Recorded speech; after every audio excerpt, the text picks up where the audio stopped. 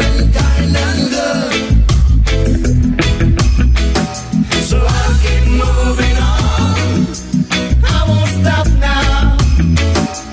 I'll keep moving on. Oh yes, my Straight Talk family, let's keep moving on for another edition of Straight Talk. And let's keep moving on, and I'll just say good night, St. Kitts and Nevis. I say good night to the entire Caribbean region, and I say good night to the entire world, because we are on the World Wide Web.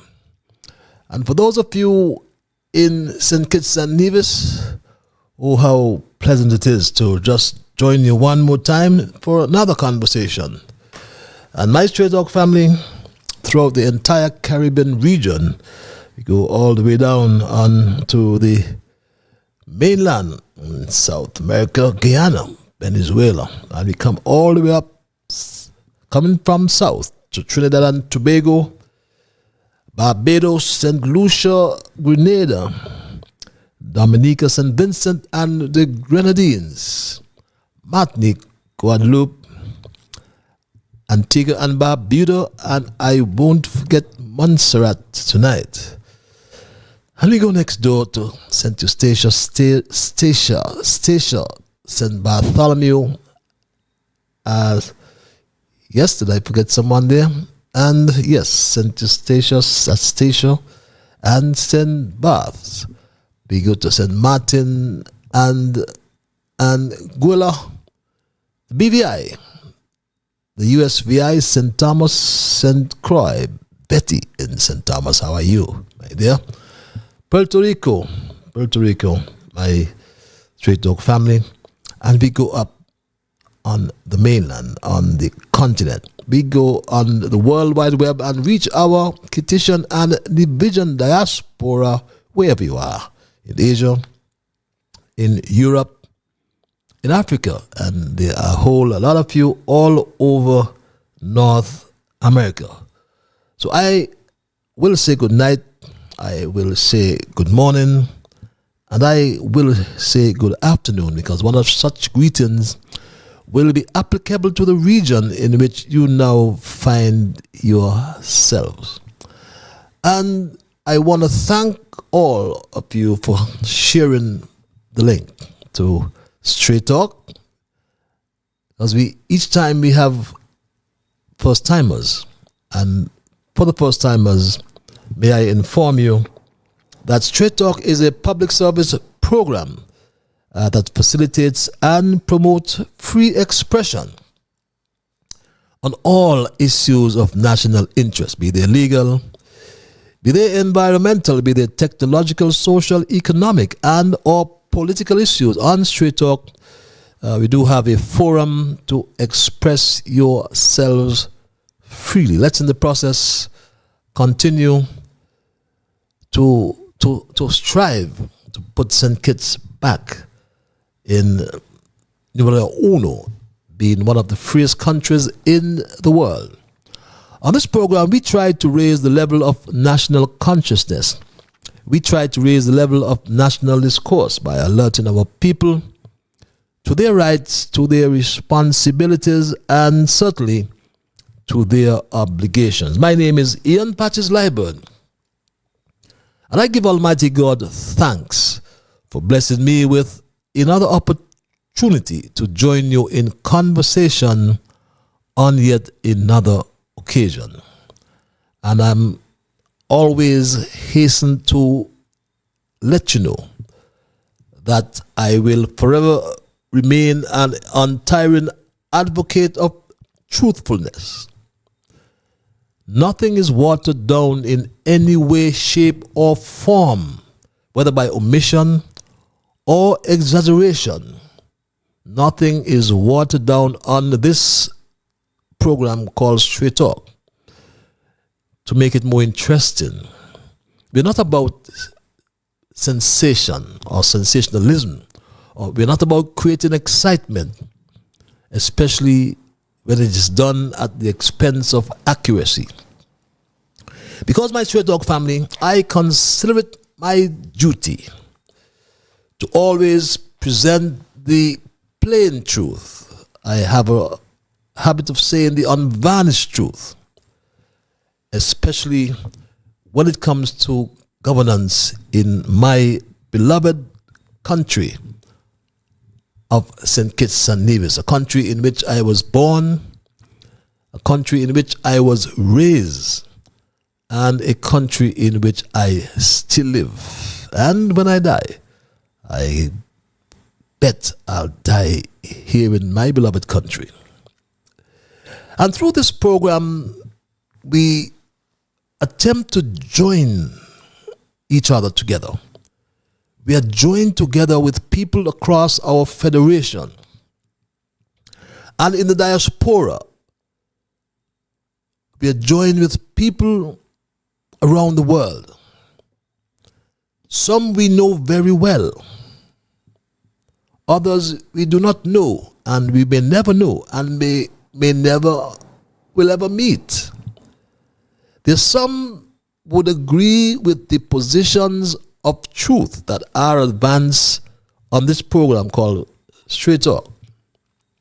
And there's some will disagree, and that's expected because we are a different people. And diversity is good, it's for the spice of life, I call it. But I don't like when some become disagreeable. But through it all, we thank Almighty God for helping us to understand how good and how pleasant it is for brethren to dwell together in unity. And we look forward to the day when we will sing His praise together as one people. Welcome again to all of you. And for the first timers, Straight Talk is a participative program. By that I mean, we include your calls, we include your emails. And if you're so minded to call, therefore the numbers are 663-6672 and or 646-829-6672. Or for those of you who like the cloak of anonymity, I call it, we provide you access via our email platform, and that address is Straight Talk Patches. That's one word, STRAIGHTTALKPATCHES @gmail.com. And I met a gentleman today in the hardware, and he told me that he normally called, but since I'm not on radio, he don't call anymore. I had to remind him, so perhaps those of you who as well who may thinking, mind me just on the social media, we do have access by the telephone numbers that are posted. There 663-6672 and or 646-829-6672, and then you go to the world. A special welcome to my junior brigade, young Dwayne, Tristan. Hope you reminded your mom that today's Thursday and Straight Talk is here. Shamar Woods, Kevin Hanley in Nevis, and we hail all the special people around, and to that special lady in St. Louis. Yes, special lady in St. Louis, I am bound, duty bound, to say hello or hola each time we are on this program. Straight Talk learned today of the passing of Clive Smith. Today we learned of the passing of Clive Smith. And I recall, I think it was on Tuesday. On Tuesday, I in fact met his brother and asked about him, and he told me that he was recovering well. And that sounded like good news.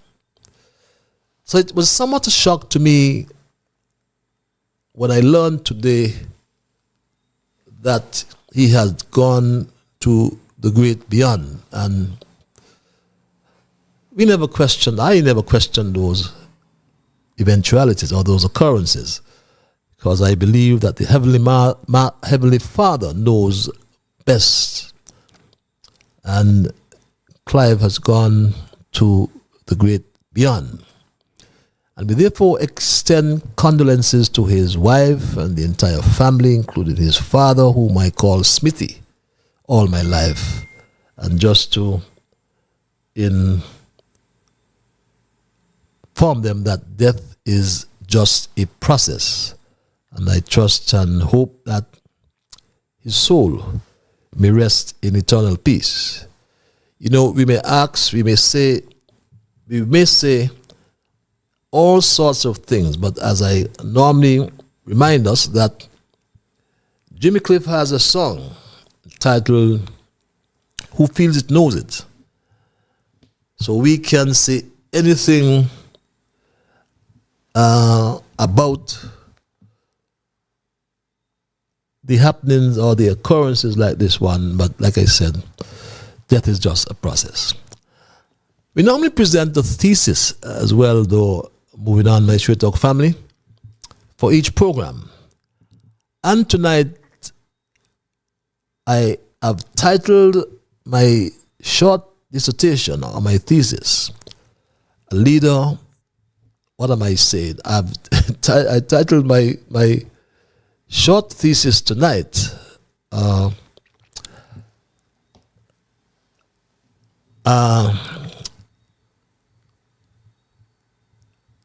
I've titled my short thesis tonight, my Straight Dog family. Where am I doing? Oh, what a housing trap in paradise. Yes, I've titled my short thesis tonight, "Oh, what a housing trap in paradise." But before we go to that thesis, a very integral part of our program as well is our observations in review. That's the time when we highlight the issues of the day. We do some reflection. We may then ask a few questions, such as what was accomplished, how has it helped others, what has changed since, and what can be expected next. Also, what new we have learned as a people. And my first observation, sadly, I must report the 25th murder under Dr. Drew for this year, and the 33rd murder since Dr. Drew has taken office. And this 25th murder for 2023 under Dr. Drew, who as usual is off island. Whenever he's off island, the murders seem to occur. I don't know what signal is that. But he's gone to a distant Muslim land called Saudi Arabia. And we asked the question as well whether he has, in fact, denounced his faith. But that's for another time. But notably, each time Dr. Drew is out of the Federation, another young man is shot down on the streets of St. Kitts and Nevis. And he says nothing, even on his return. It seems as if it's a normality for our Prime Minister and the Minister of National Security. But Straight Talk extends condolences to the family of the deceased. 25 murders. Everything that can go wrong seemed to be going wrong under Dr. Drew. And in our second observation, in what could have damaged the integrity of Carnival, we're happy that it has been resolved, because all hell broke loose at a carnival vendors meeting held last night at Warner Park. During the meeting, Director of Carnival Clement Monarch Ogaro incensed the vendors when he communicated his decisions. And while doing this, he boldly declared that the streets are his. My streets, he said, they are. We also learned of one Leonard Jam Crew Lestrade, who also asserted his dominance over the parade days. And he too labeled the mass my parade. He called it my Straight Dog Family. But it is reported that Monarch, the director of Carnival, stunned the meeting when he revealed that all vendors vying for usual spots on Bank Street had to be approved by Study It Entertainment, owned by one Zeke Kondo and Mally Harris. Further approved vendors would not have been allowed to set up before December 26th, Juve morning. Did that make sense? Because that could have caused potential financial disaster for people who are trying to make money around a busy period. And that triggered an outrage. Additionally, vendors selected by Ogaro, Monarch, were also prohibited from setting up before Christmas Day. And obviously, these decisions cause vendors to cry foul, especially in light of some alleged affiliations between Ogaro and the studied groups on the block. But in spite of all the accusations, Monarch, we are told, stood firm on his decisions, leaving the vendors upset and making them to believe that Carnival belongs to some friends and comrades only. Carnival belongs to everybody, the vendors shouted at the meeting that went into chaos. But we're happy that common sense has prevailed, and the chairperson, Shannon Harley, has found a resolution to the issues, and vendors will now be permitted on the streets from December 16 to January 2nd, we are told. So let's all therefore have a happy carnival, and vendors, may you make some money during this busy period. Our third observation tonight relates to the snake, we call him, the snake over there in Nevis. And my Straight Dog family, over there in Nevis, Mark Brantley returned from his joyride to Dubai. But the visions are still asking the pertinent question whether he went to represent Daniel Brantley or not. Surely he could not have represented Nevis or St. Kitts Nevis for that matter at the Henley and Partner conference. Not surprisingly, Mark Brantley has returned bearing no good news, no new news. But he has displayed a sense of trepidation, fear. He has displayed a feeling of fear and or anxiety about losing his budgetary support from the CBI, which accounts, according to him, for 30% of the NIA's revenue. Wow. 30% of the NIA's revenue. So the hypocrisy of this incompetent premier, who cannot manage Little Nevis, which he has took it, which he has took to the brink of bankruptcy. And on his return, he has brought back nothing, like I said, but he has continued his earlier attempted distractions from the real issues. It was okay for Mark Brantley to ask Denzel Douglas or to make comments in the past about the number of CBI passports. It was okay back then when he could have asked this, my Straight Talk family. Our Prime Minister, for his part, has steadfastly refused to provide any information to our people as to the numbers of passports issued or the countries from whence applicants are being drawn. The Economic Citizenship Program has suddenly emerged as the biggest business in St. Kitts, with well-known friends and associates of the ruling regime enjoying the lion's share of that business. Millions of dollars are being generated for a select few. But I ask you, at what cost to our national pride and our national dignity? And now, the same questions are being asked, my Straight Talk family.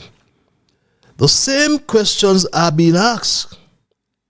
But for some reason, it has become treasonous, to use his words, to ask these questions.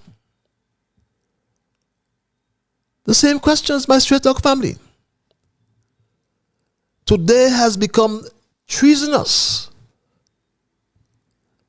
As you just heard, he asked those questions to Denzel Douglas in 2014. But today, they are treasonous. I am appalled that they would take up the cudgel from Europe and are now seeking to attack the Citizenship by Investment Program. Onslaught is coming to seek to destroy something that we would have built. And I don't know how better I can put it. Some of the sentiments that I hear being expressed are treasonous. That's the word I would use. I would go to that level. They are treasonous because the attitude is, let's CBI mash up. And nothing but a cock and bull story that he comes with about people trying to mash up the CBI, my Straight Talk family. People are now treasonous because we want transparency. All the people are asking for is transparency. He asked for transparency some time ago. But now, he's singing for his supper. He's singing for his 30% of the revenue. And it has become treasonous. And now he comes with a cock and bull story about the jail. But a liar has no memory. Mark Brantley said he knew nothing of the prison project, he now claims, after colluding with Sean Richards to mash up Team Unity, when in fact, the People's Action Movement in cabinet, according to its deputy leader, Jonel Powell, approved the project. And Straight Talk always bring you the facts, my Straight Talk family. How could Mark Brantley or any one of us we forget this, my Straight Talk family? The prison is being built in terms of financing is similar to what we did with the Park Hyatt. A developer comes in, presents a project, and they are allocated X number of shares, which represent citizenships, which they can make available to the investors. The only difference is that with this particular project, when it is completed, it will be turned over to the government to manage and to operate as a prison, which means that the government did not have to find the money to build the prison. The member, myself and the other ministers were part of the approval process for that project while we were in government. It is a private project. It is being done by a private company, as with the Park Hyatt, and so there is no need, it doesn't go through any government process in terms of having to put out tenders for different contracts and all of that.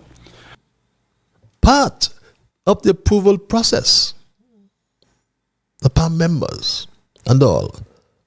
But this hypocrite said he was outside in the yard.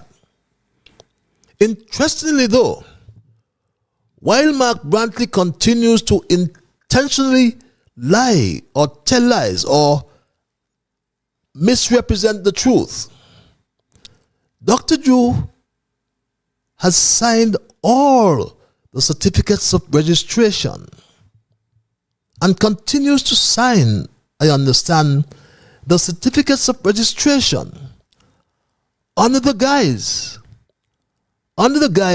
my Straight Dog family, that he inherited the project. But he continues to sign all these certificates of registration and telling us that he inherited the project. But if this project was so bad, why on earth is he continuing to sign all these CORs if it's so bad? Now, the prison project is what we inherited. That had been signed by the previous administration. Of course, we thought that it would have been better to do housing than to go to a prison. Not that a prison is not important, but that was inherited. It was inherited. Flimsy excuse. Mark Brantley did not tell Dr. Drew he should not have signed the certificates of registration for the project, else he would not get one more cent from the CBI and the NIA under Mark Brantley, which is on the brink of bankruptcy. So he's frightened. He would not dare jeopardize that 30% revenue he gets every month, or he gets for the fiscal year. Our next observation, my Straight Dog family. Interestingly, I went to a supermarket today, and while I was looking at the milk on the shelves, a young lady stretched in front of me and picked up 2 tins of carnation milk. And I became a little facetious.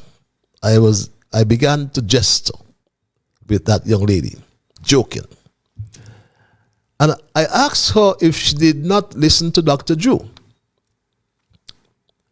With what she asked, and I reminded her that Dr. Drew said this, my Straight Dog family. I want to say to our people that we have alternatives.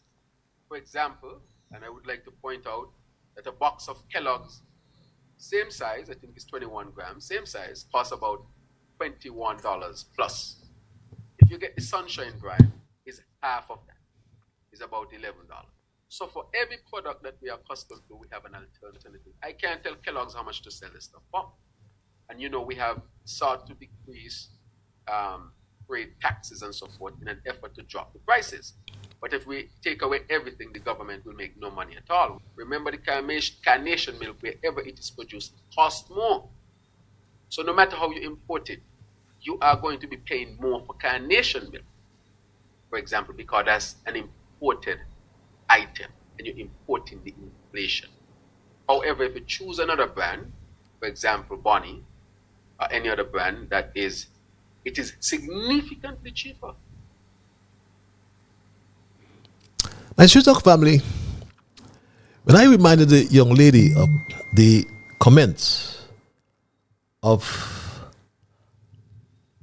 from Dr. Drew,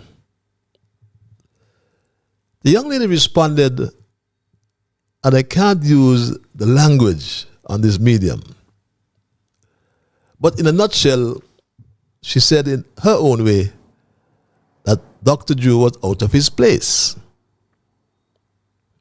And by the way, carnation milk is just about 75 cents more than Bonnie. And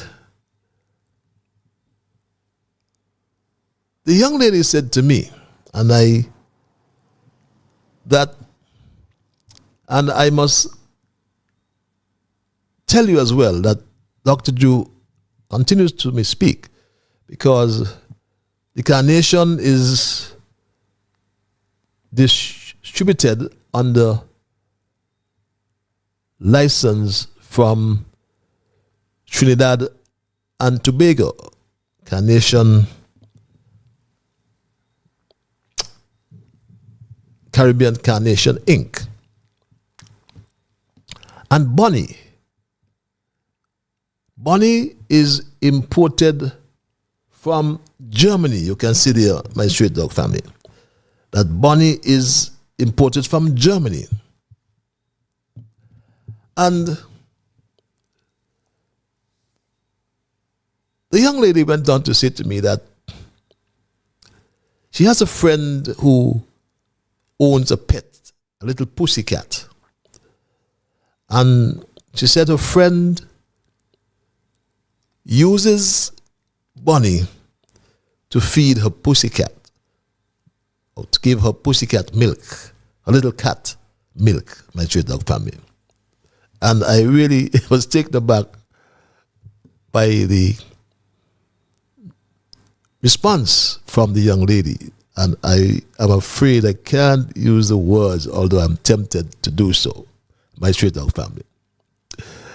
But those are my observations for tonight.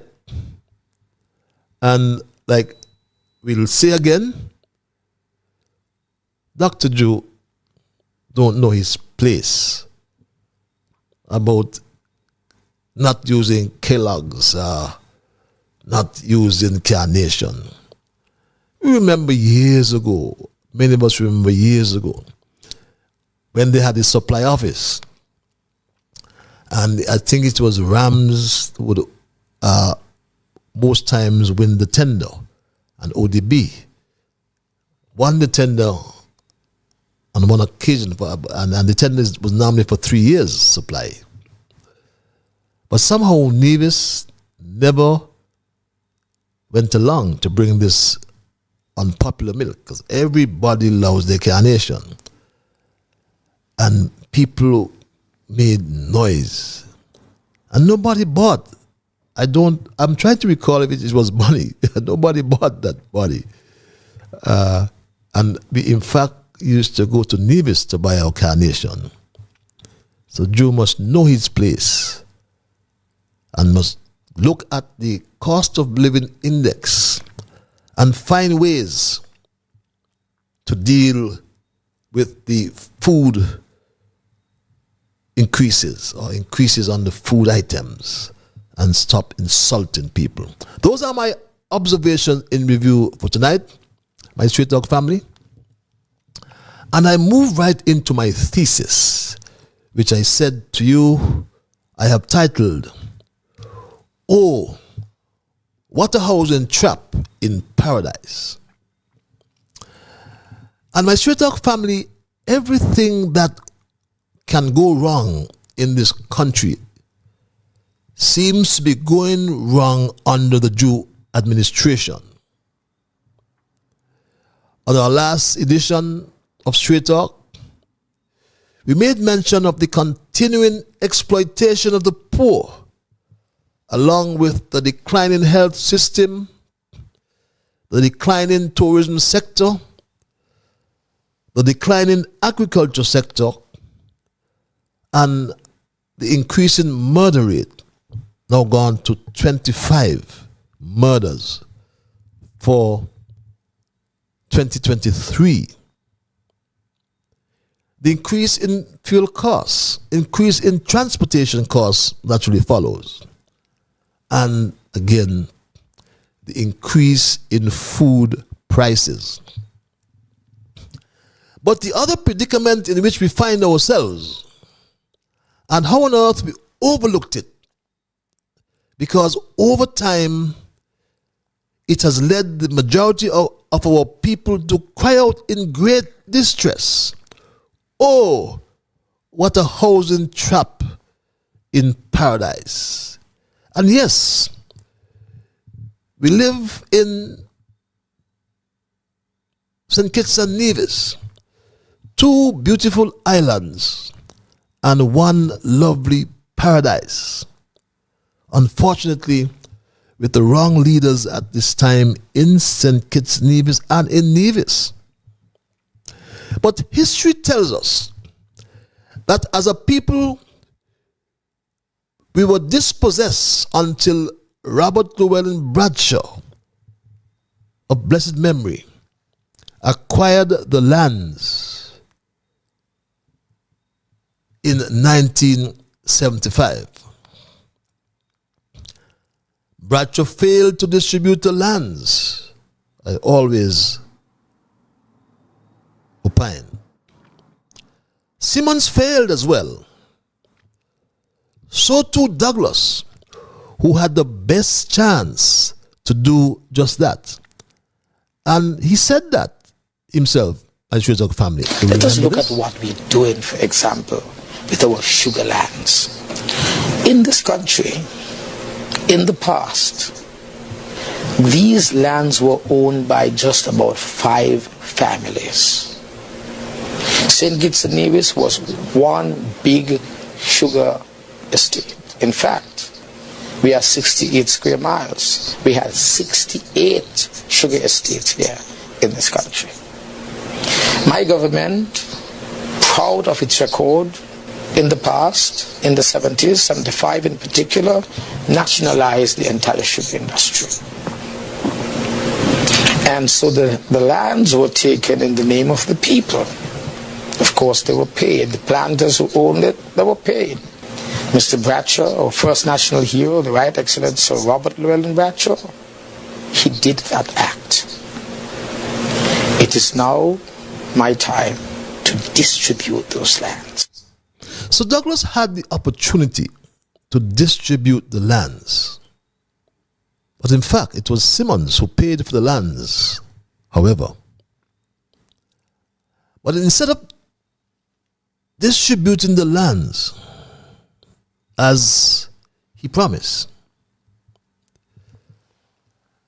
Douglas took us to the International Monetary Fund and was forced to swap the lands. He swapped 1,200 acres of those lands to help pay for the $3 billion debt the country had accumulated under his leadership as our second prime minister. Thank God for Timothy Harris, our third prime minister, who not only paid off the IMF, but also brought back 700 acres of the land, those lands, in the name of the people. So we got back some 90% or more of which was under sugar cultivation until 2005, when Douglas closed the 300-year-old sugar industry. Land suddenly became available to the poor, most of whom lived in the guts or alongside the coast in most villages. As the population size grew, the demand for housing increased as well. And without carrying out a comprehensive survey to assess the nature and extent of the housing needs of the poor people in St. Kitts, the government of the day applied politics instead of socio-economics to determine housing policy. It was not until 1996 when the Douglas administration introduced the National Housing Corporation with the vision back then to construct, or rather to provide, highly subsidized housing for the poor, which they labeled low-income housing. And the National Housing Corporation Act speaks to the functions of the corporation. And the functions of the corporation are clear, my straight talk family, very clear. And you can glean from the content of my post that Section 4 of the National Housing Corporation Act speaks to the functions of the corporation under subsection 1. And we can go straight to subsection 1, subsection 1 to C. And so the functions of the corporation shall be to provide housing for the indigent and infirm. That's clear. It's not discretionary. He said the corporation shall be, in the context of its functions, to provide housing for the indigent and the poor. The low-income housing boom began in every constituency, and distribution of homes was celebrated on each occasion by what I'm sure many of us remember was called the handing over of keys ceremony. Do we remember that? When Douglas and his cabinet colleagues encouraged every new home owner to, as they put it, shake your keys. Whenever you see them PAM people, shake your keys in the face. The then Minister of Housing would remember that very well, I'm sure. But prior to 1996, though, lest we forget, the Simmons PAM NRP administration built a few low-income homes as well that targeted persons whose income was $800 per month or less. But this program was abused by many of their supporters from day one, as some never even lived till this day in their houses. They rented their houses and never occupied them from since the 80s, believe that. But whereas the dilemma created under Douglas was that the keys were handed to homeowners, but before any mortgage arrangements or agreement, without even a salary deduction, nothing whatsoever. The ministry, or the Minister of Housing, I should say, revealed recently that NHC was owed $12 million by home recipients. The NHC in turn racked up a debt owed to the Social Security Board of $100 million. Was the figure in 2014, just before the government changed my straight dog family. That was the figure owed and accumulated. Historically, we have received most of our loan funding out from the Social Security. They have funded us for the past 15 years, and we are grateful for that. They have funded us to the tune of nearly $100 million in that time period. This is a large sum of money. A large sum of money, yes. But currently, the National Housing Corporation owes the Social Security Board $132.7 million. Round it off to $133 million. A big housing trap was set in paradise, as later the Nevis Housing and Land Development Land Development Corporation, the NHLDC, they too accumulated a debt to the Social Security Board in the amount of $34.63 million, my Straight Talk family. Combined with the NIA debt to Social Security, it's about $71 million. But let's stick to housing. Because as time evolved, the focus was changed to constructing affordable housing. No longer this low-income housing, they call it. The current Minister of Housing, he claimed he got a 3-bedroom house at that time. And yes, my Straight Talk family, Jeffrey Hanley is right. As those were the days, but today things have really changed for the masses. Or we ask the question, have things really changed for the masses who need housing? Hell no. We submit. As the question asked by poor people back then is still relevant today, my Straight Talk family. The question asked back then by the poor people is very relevant today as we speak about housing, my Straight Talk family. This question was asked back then, my Straight Talk family. I would like to know, how am I working undepressed for $320 could take for $700 in a house? It has gone to $360, really. And you know what was the response? This was the response back then, my Straight Talk family. You see, there are some people who seem to think that, well, the government must provide everything for them. You get them a house, but this person wants the government to provide a PEP salary and still to pay for the house. After all, man, people need to have a conscience.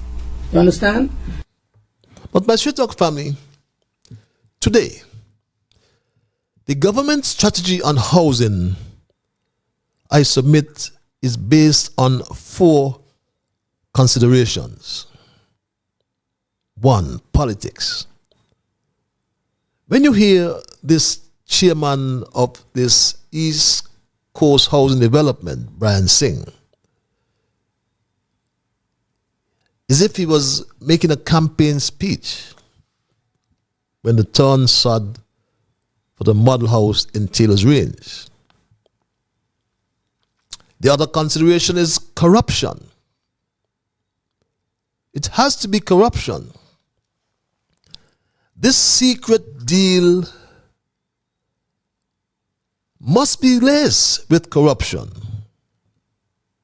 How can a $600 million housing project be kept a secret from the people of St. Kitts Nevis? Imagine that a guarantee is provided by the Jew administration for this development, and no approval was sought from the parliament, which is in total contravention with the Finance Administration Act, my Straight Talk family. What are the bills of quantities? What are the BOQs for a 1-bedroom, 2-bedroom, or 3-bedroom house? These are pertinent questions, my Straight Talk family. But we do not know the answers. And we may never know until this government is changed, my Straight Talk family. Because the Attorney General, Garth Lucian Wilkins, claimed that it is a trade secret, my Straight Talk family. There are certain parts of a contract that involve commercial aspects, trade secrets that you cannot release, even if it's a contract with the government. And that is why the Freedom of Information Act had certain aspects that could not be revealed by way of an application of the Act. And one of them is commercial trade secrets. And there's a reason for this, because this company might have competitors. And the competitors might be able to get an unfair advantage. It's not about hiding anything. There's certain things that the public, by way of an application of the Freedom of Information Act, cannot have access to. My Street Talk family, if you're building a house, simple. You ought to know, or if you're paying for a house to the bank, you ought to know what are the bills of quantities for the material, for the labor. So what nonsense is the AG telling our people? But should we expect anything better from Garth Lucien Wilkin? He's known for breaking the law. A judge said that he committed a criminal offense. Bradshaw must have turned in his grave when he realized what was happening to his Labour Party. Under Robert Llewellyn Bradshaw, the Attorney General Garth Lucien Wilkin would have been fired. Fired. This housing project must be laced with corruption. If this investor can increase the size of the house at no extra cost.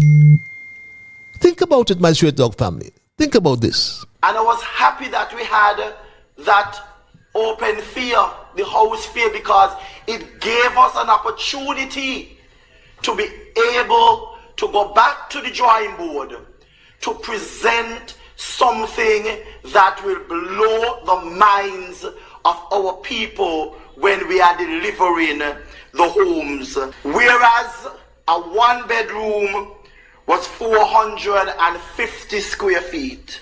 Now, a one-bedroom will be 592 square feet.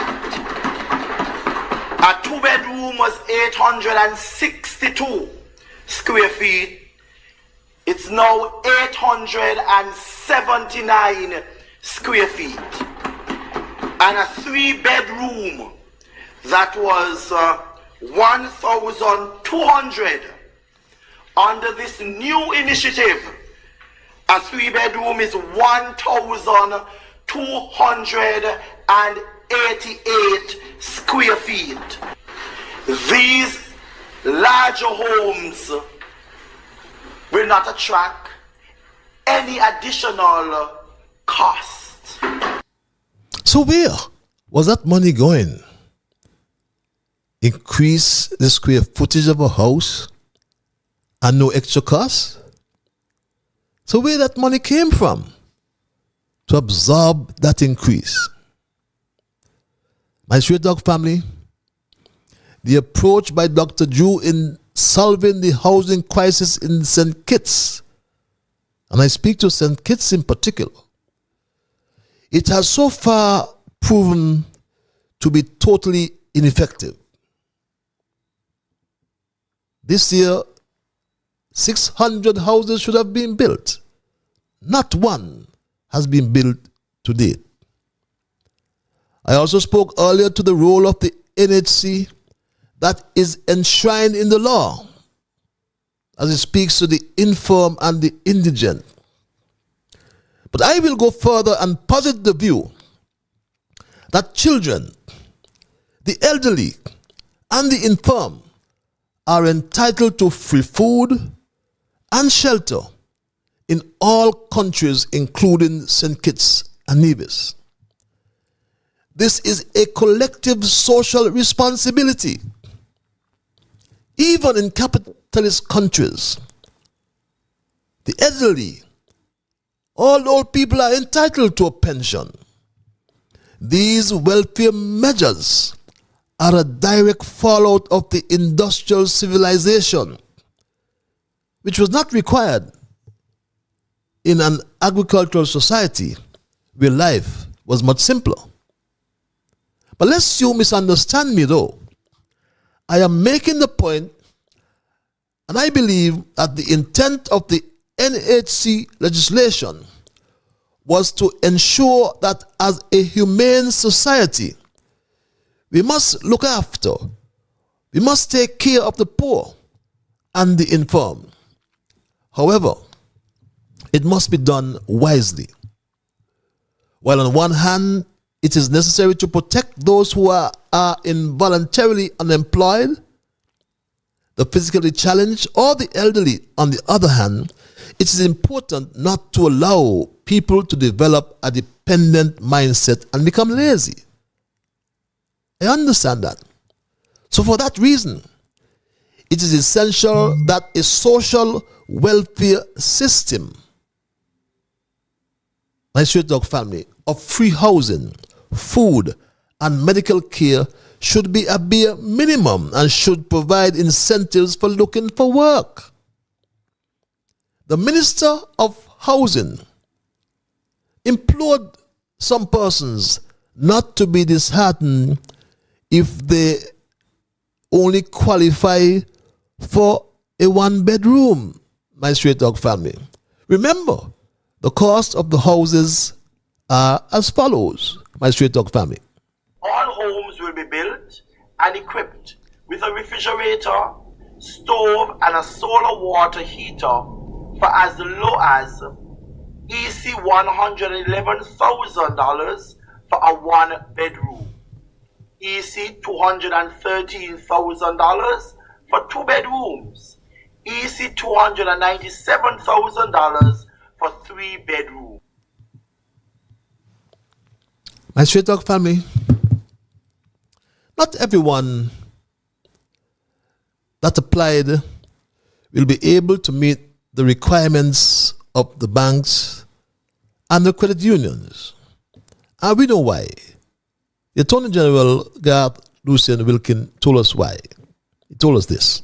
It is not government buying the houses or NHC buying the houses. It's individuals buying the houses. This is the solution for persons who are bankable and can take a mortgage loan from a credit union or a bank, and they can purchase their one-bedroom house for $111,000, their two-bedroom for $213,000, and their three-bedroom for $297,000.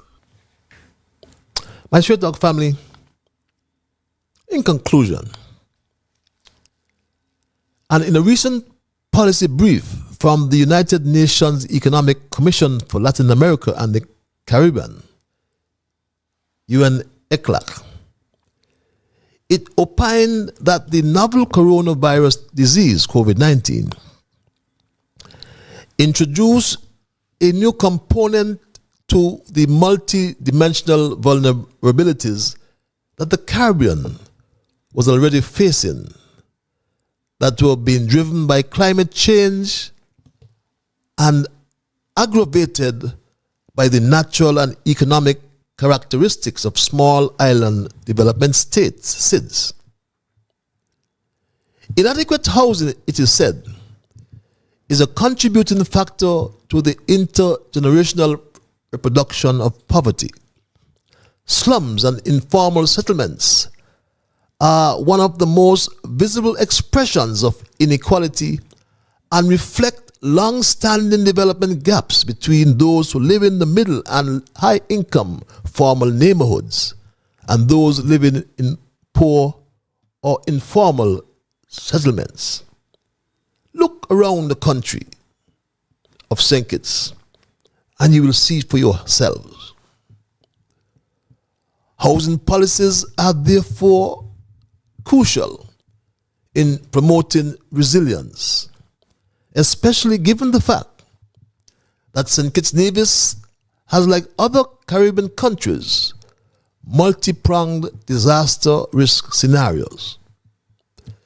Yet this government has no housing policies whatsoever.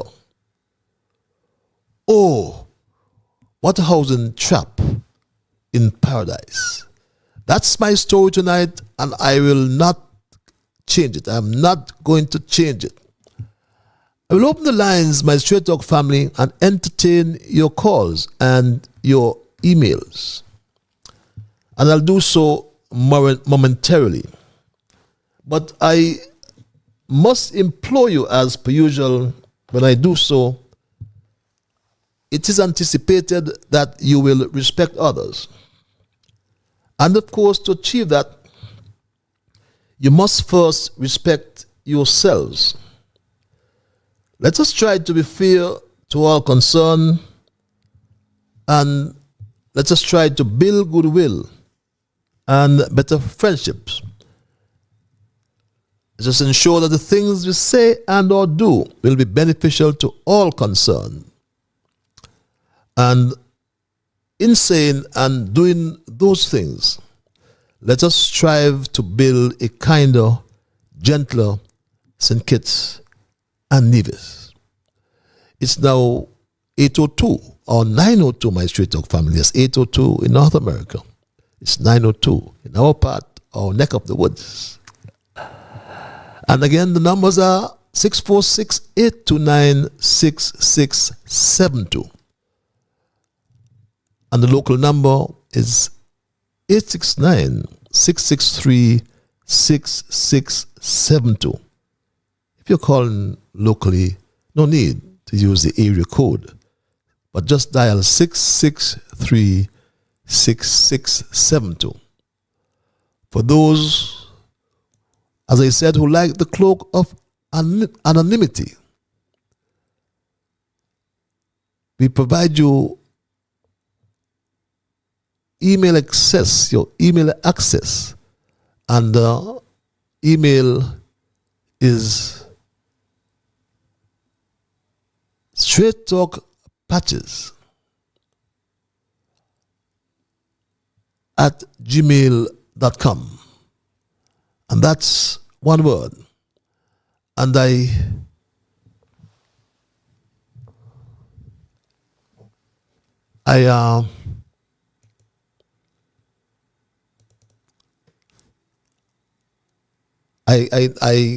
will perhaps dispense of some of these emails before they pile up on me while I await your calls. Good evening, Mr. Liburd. I listened jealously to Straight Talk, but this is my first time I am participating by way of this email. Straight Talk is very informative, instructive, and educational, and I must give it my highest commendation and wish it every success. God bless you for your devotion, inspiration, courage, perseverance, and fighting spirit with this email. Thanks for the commendation, I must say. As I traverse the streets and engage in the political conversations, I hear numerous people saying that McMahon and Ms. Byron have changed their political allegiances. But I disagree with their assumptions. These two individuals, for me, as I listen to their messages on radio and call-in programs, are very frank, straightforward, and objective. They are calling all wrongdoings wrong without fear or favor. And that is my admiration for them. McMahon mantra was and still is that we must get in the habit of constantly changing governments until we find the right one. And I share his perspective with this other email. And this again, my Straight Talk family, if you have just joined me, I am discussing my thesis for tonight, which is, as I said, let's go to the lines. Let's take this call. I'll get back to that. My Straight Talk calling you live. Good night, Mr. Patterson. How are you? I am peaceful, my dear. Yourself? I'm not well, Mr. Patches. I have a heavy grievance. What's your grievance, my dear? The board over there on Wellington Road to take a 200% increase and we cannot get an increase on our salary. So Mr. Patrick is grieving under this wicked government. I'll call you back, Mr. Patrick. Which board is that you're speaking of? The board over by Wellington Road, wherever they call themselves over there. NHC? Yeah. Oh, they take a 400% increase and nothing for a week. That's unfortunate. Okay, I understand. That's a wicked act, Mr. Patrick. Please sort out that for me, dear. Okay, will do. Thanks for your intervention. Talking there about the increase, the board increase for NHC. We will confirm the veracity of that statement. But yes, as I said, tonight we are looking at the housing trap in St. Kitts and Nevis. Oh, what a housing trap. Our poor people are trapped. We cannot afford housing for our poor people. And our poor people are the ones who need the houses most. And this government has no policy whatsoever as it relates to housing. None whatsoever. They have spoken about some 2,400 homes or houses, 600 per year. Well, this year has gone. So how many will be built next year? We will wait and see. If that government it still remains relevant. Patches Goodnight reads this email. Well. Drama in the camp. Patches, imagine they had a carnival vendors meeting last night after they had a press conference yesterday. And the chair of the carnival committee made a huge announcement that vendors can only start vending from the 26th of December, which is Juve morning. Well, Patches, the chair sent Monarch to deliver the message to the vendors at the meeting yesterday. Well, Patches, who tell them do that? The vendors almost gang Monarch at the park last night. How can this government have vendors suffering like this? Patches, only to find out that Study It Entertainment, owned by Sam Connor's son and his partner Mali, will be having an event named On the Block on Bank Street from December 16th to January 2nd, where they will be having their own bars, taking over Bank Street for them alone to make monies.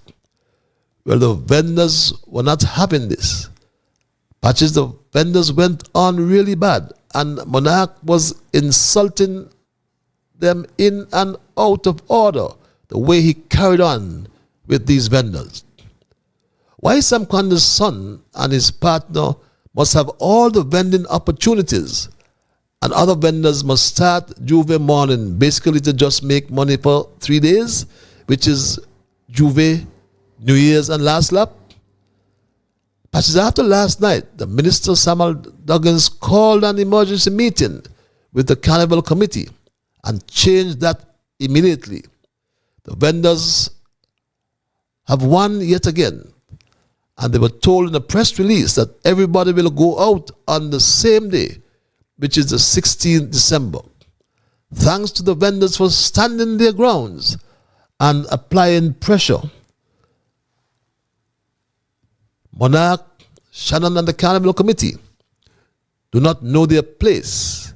It's we the people make Carnival and not them.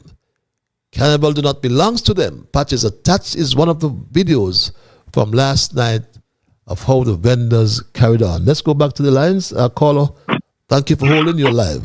Hello, caller. Good night, Mr. Liburd. Good night, my dear.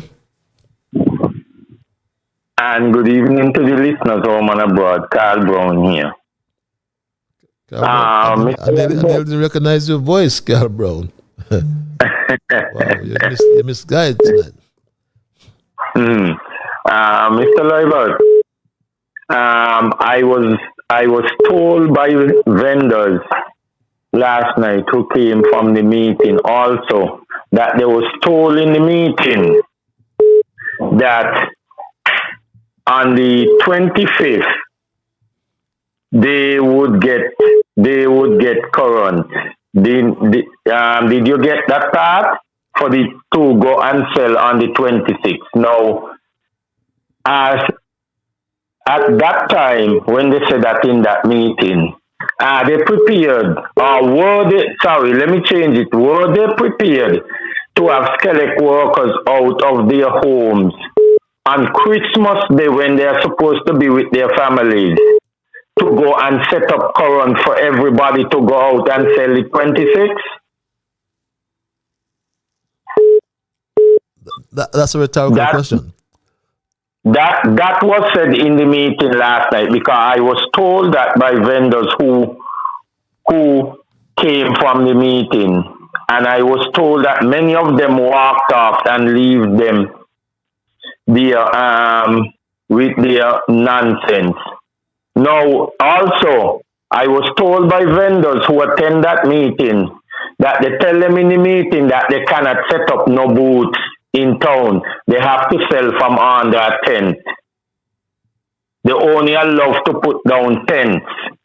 Now, my question is, if that stand, and I hope Shannon Harley and I hope the minister did not allow that rule to stand about you cannot set up no booth, right? Because my question is to the Carnival Committee, are you going to provide security for all these hundreds of tents that is going to be lurking all over Bastille?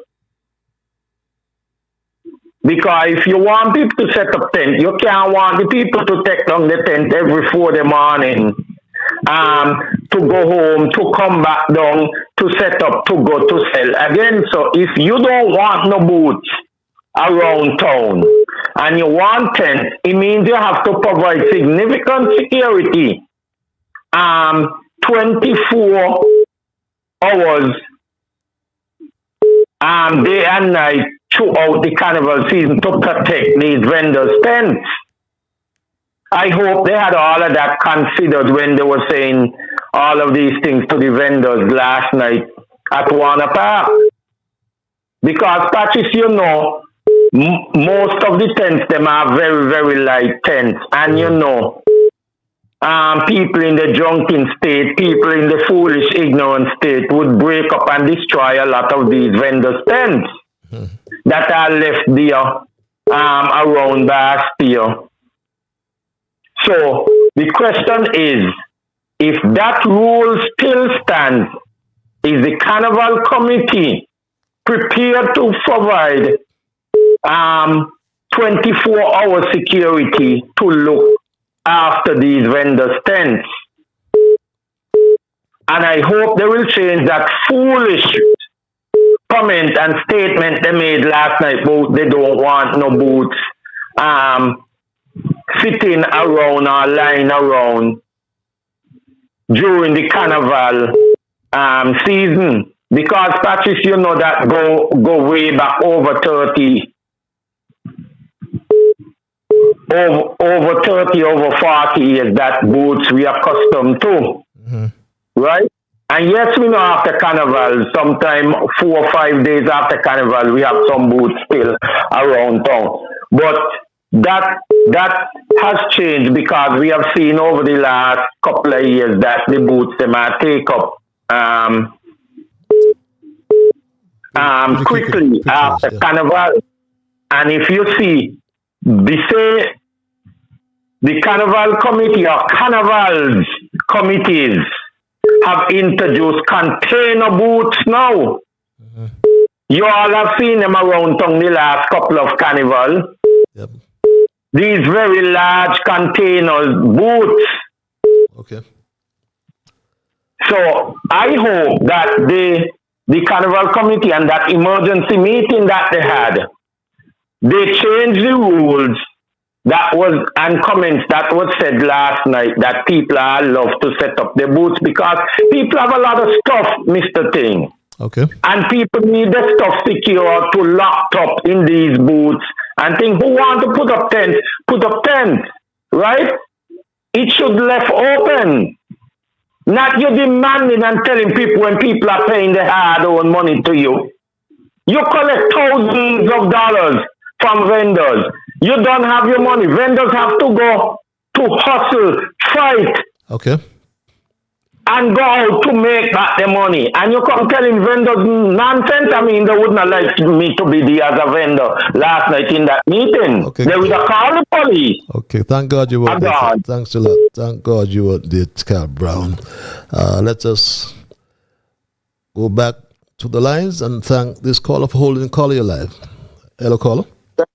Good night, one and all. Good night, all the listeners. Good night, Patches. Good night. Good night, Carl. Carl Brown, very good point you scored here just now. And I am 100% agree with you, sir. First of all, what these set of people thinking? What they are thinking? They are judge, jury, and executioner? I mean, the people, if someone want to set up their booth, and I'm not going to talk about tent, why these people keep on changing?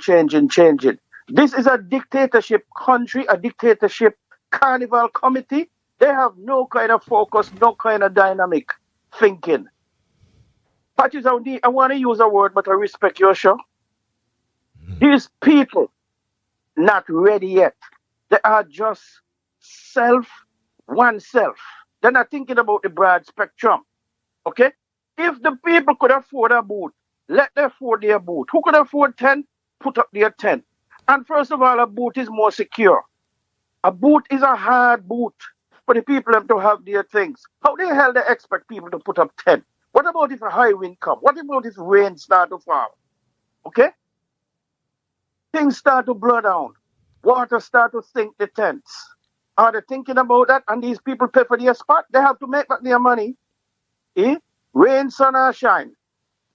They have to make back their money. These carnival committee, they are going too far. They overstep their bounds and they're full of crap. Okay. Full of crap. Y'all just step aside and leave the people alone. Let the people make the little money that they could make. Because it's not a long-term situation. It's just a couple of days. Let the people make the money that they need to make and they could make, and let the carnival committee step aside. I really would have liked to use. But anyway, Patches, I'll come after that. Mm-hmm. And I'll let someone else come in, but I have something else to come again. Because I don't like that you have announced. But thank you. Thank you, my brother. Thank you very much. We go back to the lines and thank this caller for holding. Caller, you're live. Mr. Patches, greetings to you, Mr. Patches. How are you? I am peaceful, my brother. Yourself? I'm very good myself, listening to your program continuously and as usual with your educational spicy topics. Thank you. So that's good of you. You does good research and bring that research knowledge to the public. But that is what's going to help to reform our society. Leaders are people who raise a standard by which they judge themselves and by which they are willing to be judged. So that's an example you're setting. Mr. Patches, your topic, what a holding trap in paradise. A lovely topic. And you touch on NHC debt to Social Security. And I always ask myself, when Social Security lend these big departments, institutions, monies, I don't hear no recovery of these money going back into Social Security. You know. That's why these debts just end up to be so huge. And if those institutions or those business or whatever when they get money from Social Security, especially from a government entity point of view, they should always find a way to repay that loan, because in doing so, Social Security too could tell themselves, well, okay, there will be a little more upbeat with the pensioners, stack up some more. When people dead, they put a little more money to the people, because it is the people business. So I feel when those entities owe Social Security and the bank too, when they owe the bank, them big entities, they pay, and the bank could put on a little more interest on people money and on them kind of thing, help people more, because this country is small and all of us could find ourselves being developed in a positive way.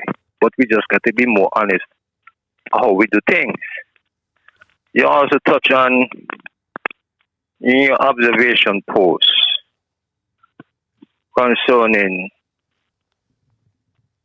and you give a good history pertaining to the land, because it's always good to talk about the history, because even the Bratcher acquired the land, he didn't pay for them, and sometimes we don't like to talk the truth. And if we say we are a Christian society, we got to talk the truth. That's how Christ wants us to live, walk in his footsteps, do the principles of Christ, to do what is right. So Timothy is the one who came along and paid for the land. And you're right, Dr. Douglas has a good chance to make ordinary people, especially as how they say, labor defend ordinary people. He had a chance to take the land and spread out this country in development. I always say that, Mr. Austin Eddie, God bless his soul, he demonstrated around Bastille, said, do not touch the park, do not touch Warner Park. And look at it today. I see what Austin Eddie could have been talking about. It's about planning, because Warner Park is the mecca of this country. When you want to do anything, you go Warner Park. You want to learn to play cricket, you go Warner Park. You could have gone in Warner Park with a free coexistence of that kind of morals that the country had. And reshaping it in a way, you locked out your people from that kind of recreation. Green space. Warner Park was a recreational center for the country, people of this country. And that fulfillment of Eddie just come to my thoughts when he said, anytime they touch Warner Park, they're going to mash it up. So, with us in this country, Mr. Patches, we got to be more. And you also touch on the Attorney General. You see, only this year, when the Attorney General brought forward an injunction, I always observe it, an injunction against a citizen who hosts a program to the public. The Attorney General is the one who will know the meat and the substance. And he stopped that from going to the public. And when it come to the end, it was something real. It was something truthful. And he stopped that. And I always tell myself, if an Attorney General could stop something so private, because it was a private concern of his, but it come public when the law stepped in. And if he could say that he can prevent something private from the public to know about, what can not prevent it from people knowing what's going on in the country? So when we either be hearing about, we ain't getting this information, an example was set. Yep. Mr. Patches, you continue to be strong, and this country is a very prosperous country, but we need to be honest in what we do. Yep. We say we are a Christian country. Take care, Mr. Patches. Thanks a lot. Take care of yourself, my dear brother. Thank you for your usual thought-provoking interventions. I want to thank this caller for holding call of your life. Good evening, Mr. Liburd. Yes, good evening, sir. As I listen to you earlier this evening, I'm very disheartened to hear that last night we had the 25th homicide in St. with the year. Yep. It is disheartening.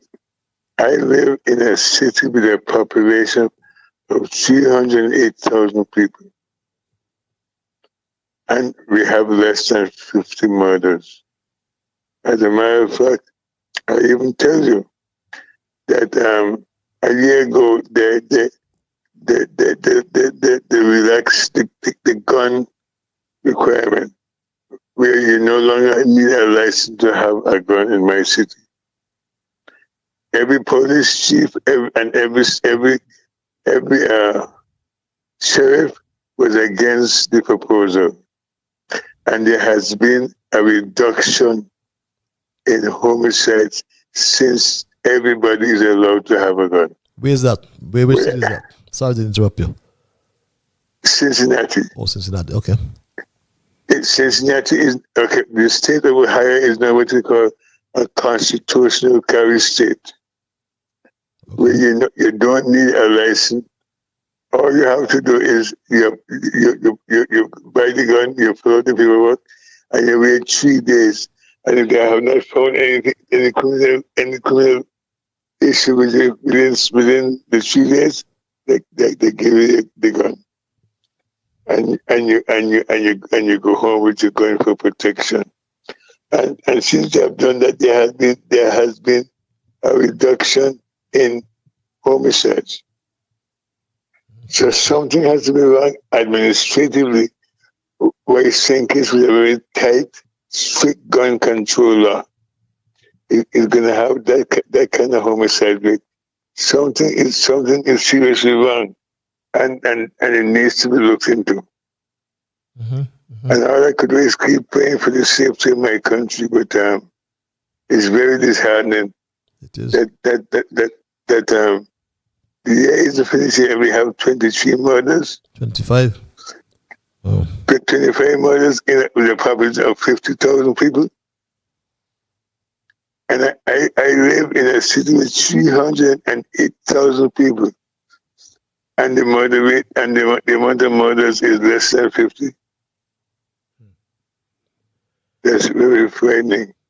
And whether we need to pray more or whatever, or they need to free up the guns, I'm simply saying, because people have to learn how to deal with their emotions and their anger management. And we need to teach it in the school that you do not settle an argument with violence. That never solve anything. Yep. Yes. Now the thing is, I mean, I have been a firearm holder for more than 20 years, and I have gotten in some situations both in St. Kitts, but more so in St. Kitts, and I have just walked away from situations because it's easier to walk away. You just don't think about going to shoot somebody because you think you have a temper. Because one thing you have to recognize, there's always somebody out there who's a little faster than you and a little more accurate. And if you understand that, when you understand the awesome responsibility of owning a gun, you understand you have to keep better control of yourself. Yep. And all I'm asking the young people to do is please try and control their temper, try and reason things out, and try to learn to walk away from confrontation. And with that, Mr.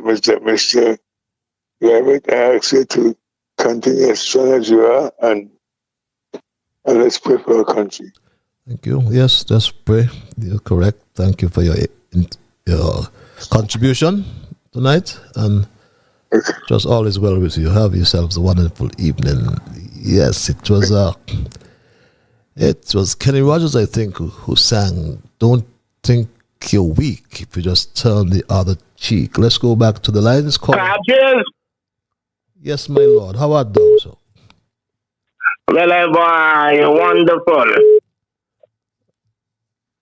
And how are you, Mr. Patil? I am peaceful. The Bible man. I'm peaceful. Well, anxious to hear your Bible voice. God tonight. is good. God is good all the time. And all the time, God is good. Yes. But tonight I want to tell you that as the word of God said, it's a man is just like a vapor, appear for a little time and vanish away. Psalms 107 said, "Oh, give thanks unto the Lord for his good. His mercies. His mercy endured forever." It said, "Let the redeemed of the Lord say so, who he had redeemed from the hands of the enemy." Psalm 41 said, "Blessed is the man that considereth the poor. In the time of trouble, the Lord shall deliver him." Hebrews chapter 6 and verse 7 said, "Be not deceived. God is not mocked. Whatsoever man soweth, that shall he reap. He shall also reap." That is, it is time that people really understand that we are one handmade.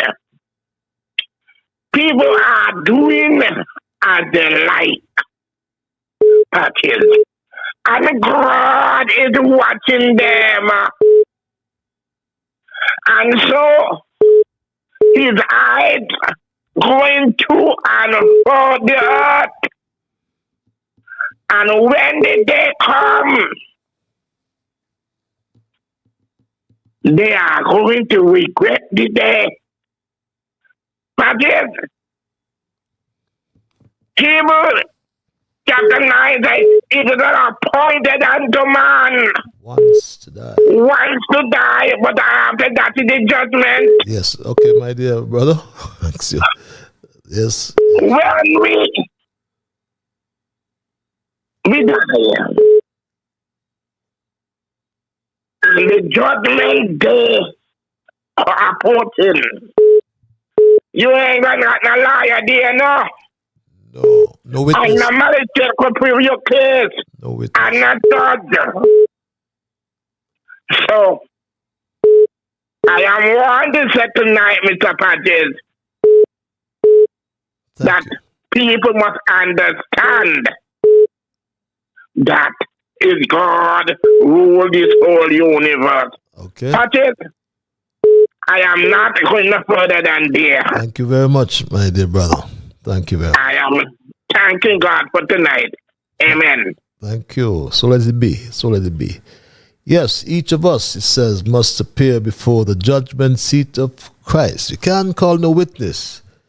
You can't carry a lawyer. And we just may be recompensed. That's what the good book says for the things we have done.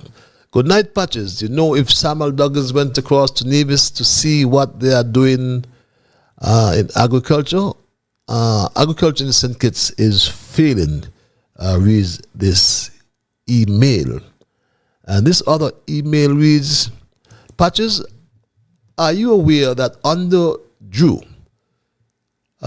he's paying nationals living abroad 1 month after payday? For instance, September's payment was made 1 week before October's payment. As I write to you today, November 17, October payment haven't been received as yet. Reads that email. Let's go to the lines. Caller, you're live. Hello, caller. Good night. Good night. Thank God to get you. Good night, my dear. How art thou? Well, I'm not too bad. I've been calling, but I just can't get you.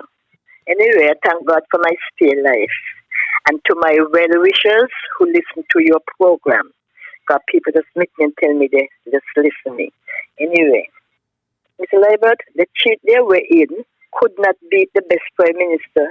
No, nothing was doing and nothing still not doing. People who help them cheat and help them bought the election is what they say. An election can be bought. Want a raise and the salary. What they are accustomed to for years. Tell them they have to subsidize water and lights and God knows what else and stop insult them. But I hear the pain. I don't know if it is rumor. Force make water go up. The bar shop don't have tablets. You have to buy. Don't know about government and putting up the money for wet weather. Only now they know wet weather was there since they come. We had some nice 7 years. They come to spoil it. Who did not put them there have nothing to feel. But the whole country will be in it. Stop dry roads. Stop dry roads. See how outside bad? Whatever they give in for Christmas, VAT and goods coming in, it's nothing new. It's nothing new. We are accustomed.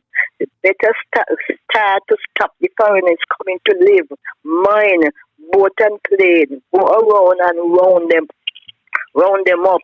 Your ball petition is what you voted for. Foreigners in front of you all. They will be running for office soon and change our country's name. The amount of birth paper they're going for, nobody looking into it.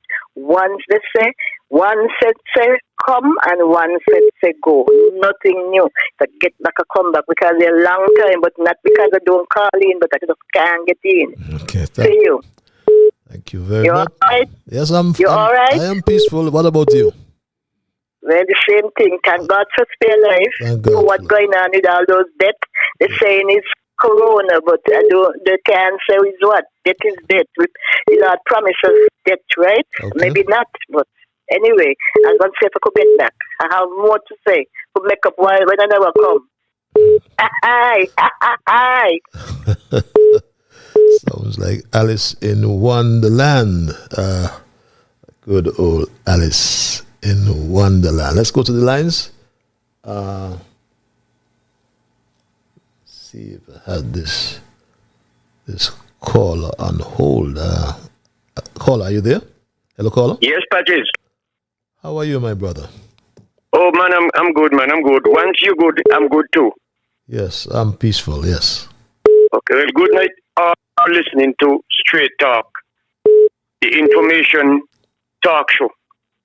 Patches, Brother Connor, the founder of the Baptist churches in St. Kitts, he always say, if you start button up your shirt wrong, and you don't stop in the middle and start over again, you're going to end wrong. This government in India, they went in wrong because the leader of the government said it so. He said, once you have money, you can buy an election, and that is what happened. And if he could have changed all the infrastructure that you, as the Minister of Public Works or whatever it is, when you were in there, if he could have changed them, he would have changed them. Because that is his policy, to change all that the former administration started constructively, positively. He changed them. What name he could change, he changed the name. And where he could shift people, he shift them. So we do not expect anything better from him. Number one, before he go in here, he said, this government gonna be a government of transparency, integrity, and good governance. But God knows, and everybody can see, it is completely opposite. I want to thank Mr. McMahon and Miss Boyron for letting their conscience be their dictator. He got some people, they're talking about that the government has a right not to give out the public information about how many certificates of passport is signed. because that could be confidential. What should be confidential with our patrimony? And that caller forget that caller was in a job where that job consists of confidential people. And that caller break the confidentiality secret, the oath that they make. And when somebody come to sink it to carry back somebody, that caller call a radio station and tell them what was going on. And the radio station let it go publicly, and then the government fire that caller. So you see how hypocritically some people could be? You don't watch the party. Look at the issues that affecting the country. But you see, you got some of them in the passport mark, place of birth, and they put label. Those are the kind of people who using wooden board spectacle so they can't see forward. But Mr. McMahon and Miss Boywan, they are using transparent glasses. Now, you know, one of the bill that they would be debating in the House Monday is the whistleblowing bill. Now, if that bill had been passed years ago, all like the man up there who, the Attorney General, who treated his nanny the way he did, with no social security money, he couldn't get it away. He couldn't get away with that. Because the bill, the enforcement of the bill would have cornered him. And he wouldn't get to start to say about he paying 3 batches. Okay. When you point the finger at one person, 3 pointing back at you. Okay. So therefore, those people, he got to think about himself first. Clear up that. Because this bill here going to expose a lot of them, and a lot of institution and government department going to fall. Okay. Because they are doing a lot of things wrong. And those people for the boots, the carry boot, I got to see what they're doing to everybody. And it's time for everybody to stand up. Okay. Stand up and show them where they're wrong. Show them where they're wrong and don't hide. Okay, my brother. Behind anonymity. Okay. If I get back, I'll get back. All right, my brother. Thanks for your contribution as usual. It's now 16 before the 10 o'clock hour. Remember that Straight Talk is heard every Monday and Thursday from 8 in the PM, 8 to 10 in the PM. Caller, I'm trying to have. I do have. I have. Hello, caller. Are you there, caller? Hello. Something is wrong here with my.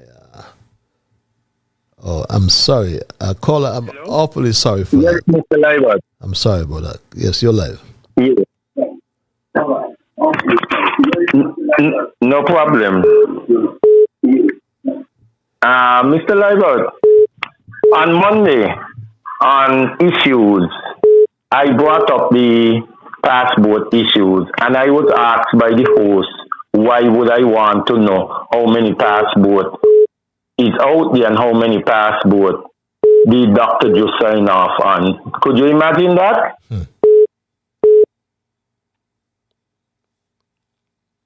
Why not? Just imagine that.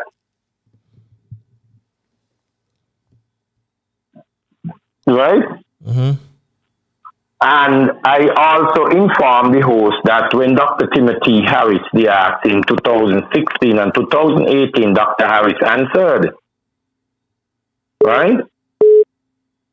Also, Mr. Liburd, we are still waiting on the Prime Minister on his return to the Federation to give us how many passports have he signed off on and how many passports have we have out there. We want to know the total and how much money is collected so far for the year. Now, the other thing is, on the Carnival Committee, I hear them talking about Soca Mana, they talk about Jube, they talk about all kind of things. But may hear them talking about nothing about children's carnival, how many school, how many students per school will be participating in children's carnival. And also, I have not heard anything. Are there going to be any shows in Carnival Village? I heard of 1 or 2 shows going to be in the stadium. The question is, are there going to be any shows in Carnival Village? The well-known historic Carnival Village. And we know it's in what we say a deplorable bad state at the moment. Normally, under all the previous governments, that we would have had that Carnival Village being significantly repaired and get it ready for a number of shows. Okay. Right, so I am asking the Carnival Committee, is there going to be any shows in the historic Carnival Village? And if you all have any intention of doing any repairs to the historic, well-known Carnival Village, because it needs some serious work done to it. Okay. Again, Mr. Liburd. Yes, thanks a lot for your intervention. Good night, Patches. How come Nevis can provide water for its citizens 24/7, yet in St. Kitts, water is turned off at night? Let's go back to the lines. Caller, you're live. Hello, caller. Hey, good evening, Mr. Liburd. How are you? I am peaceful, my brother. Yourself? Good evening. Not bad at all, man. You're hard, man, to get that all out Monday night and a Thursday night, man. If at first you don't succeed, what you do? Try. Well, that's what we're doing, man. That's what we're doing. Anyhow, it's a matter of interest. You read an email tonight from somebody, I think it was, who mentioned about a 200% increase for persons at Wellington Road. I think they're referring to NHC or something of the sort. Yeah, somebody called about that. It was a call. Okay, sorry, I missed it. But I did hear somebody say that I was playing the press conference of the PAM which they had today, and somebody mentioned it, and they said, "Oh man, that can't be true." But then you hint again, so something sounds a little fishy. But I still can't believe it, because why should an institution like that owes Social Security something over $130 million be giving their board members an increase of 200%? That sounds irresponsible for the chairman of the board themselves. Because they're the ones who should be financially conscious of the state of the NHC, don't you think? Certainly. I don't think they care. Well, it's about them, eh? It's not about service. It's about them. You know. But they must have an interest in seeing the success of the NHC if you're a board member, and just bleed in the NHC, which is already in a bad state. It's sickening. But anyhow, that being as it is, have you got any kind of feedback as to from persons in the construction business as to what they feel about the houses, the new East Coast houses, the sample houses that they're building, where the 2 houses I think that they're building somewhere on the place, as to the strength, their ability to stand up to high winds, some hurricanes and earthquakes, see that we're doing an earthquake zone and that kind of thing. Did you get any kind of feedback? Well, a few contractors. It's laughable, really. I mean, what they're doing. I mean, it's inexplicable, if I can use that word. But in terms of this withstanding of the category 4 or 5 storms, they're cautious. The few people I've spoken with. Yeah. No, I don't. Have you seen any houses have on roofs as yet? That's just a matter of interest. No, I only saw the one there in Conwy. I was trying to find the one over in Taylor's, but I probably went the wrong road. But I haven't seen the other one. No. Yeah, because it's a matter of interest. No. Trinidadians don't build houses like us because Trinidad don't get hurricanes. Yep. And when they get a little storm, winds of 60 miles an hour, so it does a lot of damage down in Trinidad, which was 60 mile an hour wind that does nothing at all to St. Kitts and Nevis people. Okay. So I'm just wondering if they're building it to Trinidad standards, so when wind bloody walls fall down or something, and it's not. And the other thing too, the provision of stoves and fridge, I understand. Who's provided that? The NHC, the government, whoever is providing the stove and a fridge for each house, or the 2,400 houses that they planning to build. Well, whose cost is that? Well, if any investor, any contractor who can increase the cost of, increase the footage, or square footage of a home, or the floor space, I think that's the right term they normally use, with no additional cost. I mean, that demands a lot of questions. Yeah, it is very suspicious. Yeah, of course. And a contractor tried either fridge and a stove, and now hear them talking about air conditioning and all kind of thing. Yeah.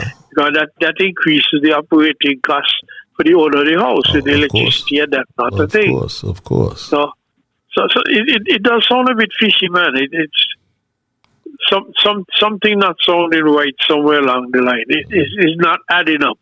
Yep. Not for low income houses, not for poor people houses. Something is not right. Remember, these are for the bankable, not for the poor people. Well, okay. Yes, that's what the Attorney General said. Okay, it's low income. Maybe they can give the kind of, what you call it, subsidy. Minimum wage increase that people can afford those houses quite comfortably then. We hope. We hope. Let's keep hope alive, my brother. Yeah. Okay. When you increase the bottom, you got to increase the middle and the top too. So of course. Lord, poor us with cost of living increasing. Yes. Anyhow, enjoy your night, sir. Thanks Good a lot. program. Thanks a lot. And you enjoy your night as well. This message reads, Patches, earlier today, Sean Richards at the press conference for PAM accused you of having fallen out with the water drilling company BEAD when you were minister with responsibility for water services, the water services department. He said you nearly caused the team unity government to be sued by BEAD. Now, I know BEAD well, and I know they promised to drill for water, yet they never, ever promised to deliver water. Can you shed any light on BEAD and Sean Richards and your experience with them? Well, Sean obviously didn't read the contract if he made those comments, because the contract was very clear. And that contract was signed in January 2015, just a few weeks before election in February 2015. And if Sean read the contract, he would have made such irresponsible comments. That's the most I can say, because the contract, they should have delivered water in 1 year.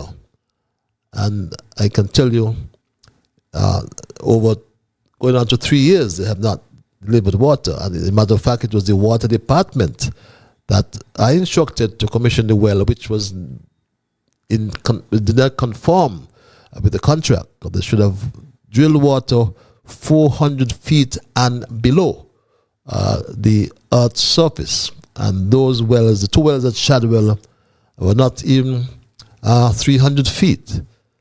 And to date, even though Sean would have said that, why have not they commissioned Shadwell 2? So I won't really add any credence to whatever he said by commenting further, but obviously he did not read the contract, and if he read the contract, he would make such an irresponsible statement. The blend of inadequate affordable housing and lack of proper education creates a tough situation for people trying to overcome financial challenges, where government policies have led to a housing trap in which they cannot afford. Beginning with the foundational levels of education is crucial because neglecting the connection between housing and education intensifies social inequalities, restricting opportunities for many young individuals. If a significant portion of the population is left without suitable homes and education, this will result in a less skilled workforce, hampering overall economic growth. Tensions may rise and crime rates might increase, eroding community cohesion. Hence, it is crucial to address affordable housing and education comprehensively from the outset to establish a fairer and more sustainable future. These warnings underscore the severity of potential issues, particularly in this country, which will harm our children in the future. Reads this email, very well put together email. Good night, Patches. The land history is very instructive. Significant policy development began with our first transformation leader, Robert Bradshaw, who was a visionary who envisioned a future in which the descendants of enslaved people should own and control the land on which their fathers toiled and for which they died. However, the matter of a fair price could not be agreed and was therefore not settled. This created a stumbling block to needed development at that time. It was the leadership and negotiating skills of the next transformative leader, Dr. Kennedy Simmons, who crafted the solution of paying for the lands. The next stage of distributing the lands has been eluding us since then, in spite of the opportunity presented since 2005. In fact, under Dr. Denzel Douglas, we were in jeopardy of losing it all because of our indebtedness, which led to our being at the mercy of the IMF. Unfortunately, even during the short period of the transformative leadership of Dr. Timothy Harris, when he was able to retrieve a large portion of lands, the final goal of distributing the lands was not achieved because we have been unable to switch gears from the deleterious passport model of CBI. I have been made to understand that someone has proposed a very creative model for distributing the lands, but no attention is being paid to that proposal. Only time will tell. Reads this email. I'm going to take a few more calls. If these callers will be guided by brevity. I'm running out of time, caller. I'm going to just give you 40 seconds. Can you use it? Are you there, caller? Okay, another time. You don't want to use your 40 seconds? Well, I don't know if I could get into it for 40 seconds, but I will try. Please. Try? Or you cut me off? Please try. Please try. Well, remember I tell you a school I went, so I'll try. Mr. Liburd, all they're doing is groundbreaking and saying they're going to fix the hospital and everything's stalled. Have ideas and want to blame who? Bradshaw give them a round so? Pam people, if you all want the country in the hands of 10 men in one, of the big and bad, think back 20 years ago. That's what they're coming back with. Consider mine. Who put you all up, take you all down. If Timothy had fault, not Timothy alone, they don't start to mess up the country. What do they want to pass? They pass. See how long it will keep up. Start with inside. Is Timothy, they want, try again. Mr. Liburd, I invite you to come see where I am living, from the alley at 5A's to Westbourne Gut, and have a representative. They're from McKnight, move out, can't live here, but put up their self-candidate. Once they get their vote, don't care if the place stinks. When they win only for the job, they get not for the voters. Lock up the lands and the owners will come. They're not listening people. McKnight people can't live so another term. They can't live here but want to vote for them. And they're not coming around. Okay. 3 persons cannot clean the whole drain. Okay. Another time. Thank you very much. Thank you very much. Have a good night. Have a good night. Culture and Nabu and politics, because I know they're listening. You see, I just be calling, I can't get in. That's why you're going to have to cut me off. See you. Okay. Thank you for your input. Caller, I'm going to give you that offer of 40 seconds. I agree. Thank you. Anyway, let me get straight to the point. So, Patches, let's dissect something here, and you could interact with me. Now, when Bracha acquired the lands, right? And Bracha gone. Simmons came in, right? Am I correct? That is correct. Okay. Simmons had the opportunity to distribute the land. When Dougie came in, Dougie had the chance also, but he did not. Instead, he racked up debt with the IMF. And that debt had to be paid off. So when he paid off that debt and Timothy came in and pay off for the land, pay off for the debt that Dougie wrapped up. Am I correct? Yes. So since the land was paid off for, 80% of the land was paid off for. Now, when they be selling the land, why it has to be so expensive to the people? I think the land should have actually, in Bracha time, I think Bracha's spirit was to give the land to the offspring of our slave fathers. Next to nothing or free. So moving forward now up to today, the land become like a commodity to the government, and they call it crown land.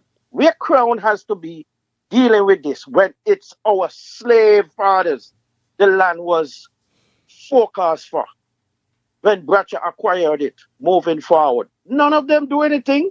So the lands are being sold at not affordable price to the slave offspring.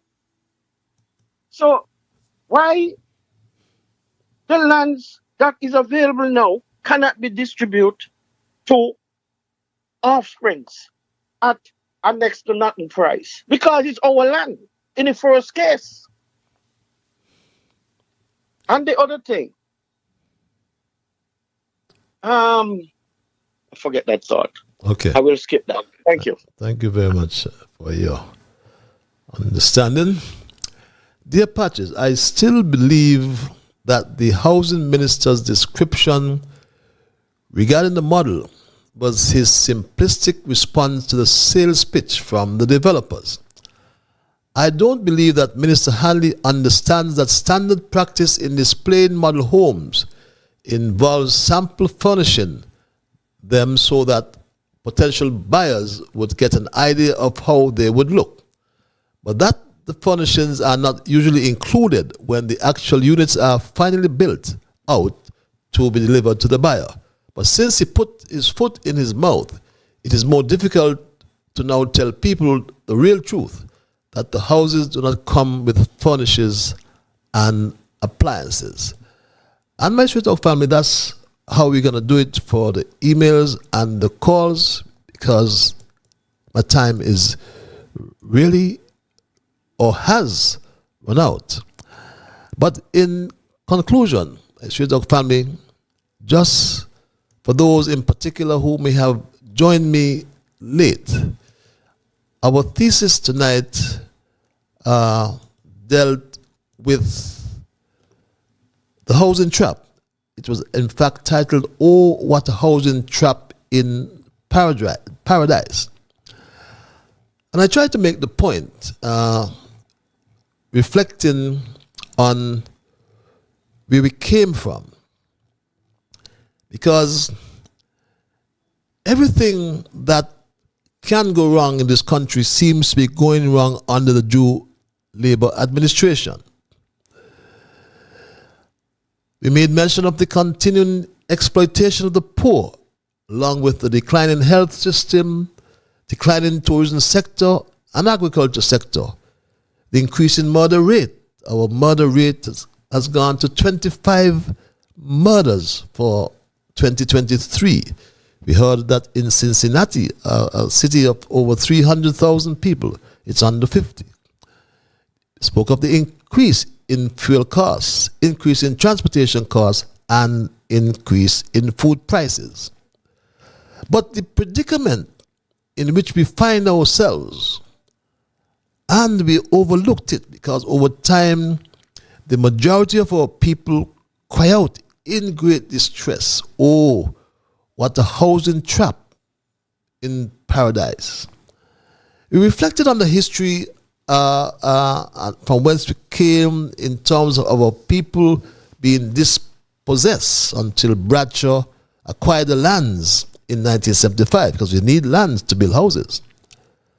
Bradshaw failed to distribute the lands because he never paid for the lands. It was tied up in court in respect of the costs he was willing to pay for the lands.